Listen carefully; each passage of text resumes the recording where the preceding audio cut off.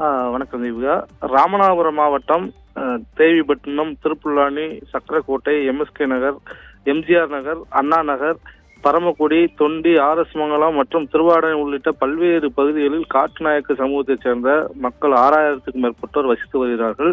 இவர்கள் கடந்த காலங்களில் வேட்டையாடுதல், குறிப்பாக பறவைகள் வேட்டையாடுதல், விலங்குகள் வேட்டையாடுதல் போன்ற பணியில் ஈடுபட்டு வந்தார்கள். அதன் பின்பு காலநிலையின் காரணமாக தற்போது இவர்கள் அந்த வேட்டையாடும் பணியினை விட்டுவிட்டு ஊசி பாசி விற்பது, அதேபோல் மாற்றுத் தொழிலுக்கு சென்றுள்ளார்கள். இந்த நிலையில் இவர்கள் தங்களை பழங்குடியினர்களாக அறிவித்து எஸ்டி சான்றிதழ் வழங்க வேண்டும் என்று கடந்த 30 ஆண்டுகளுக்கு மேலாக கோரிக்கை விடுத்து வருகிறார்கள். ஆனால் இந்த கோரிக்கையானது இதுவரை நிறைவேறவில்லை.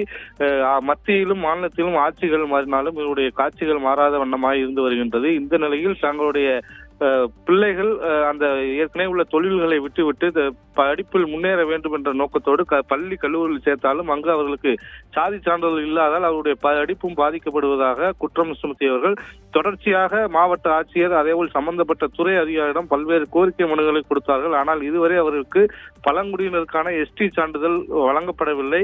இந்த நிலையில் இன்று ராமநாதபுரம் மாவட்ட ஆட்சியர் அலுவலகத்தில் 500க்கும் மேற்பட்ட மக்கள் தங்களுடைய பள்ளி கல்லூரிக்கு செல்லக்கூடிய குழந்தைகளை மாவட்ட ஆட்சியர் அலுவலகத்துக்கு அழைத்து வந்து அங்கு முற்றுகையிட்டு தர்ணா போராட்டத்தில் ஈடுபட்டு வருகின்றார்கள்.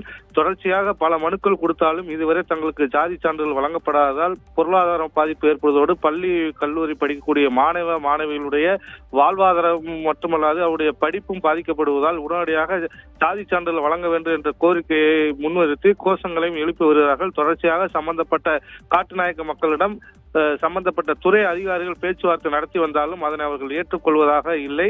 தொடர்ந்து தற்போது போராட்டத்தில் ஈடுபட்டு வருகிறார்கள்.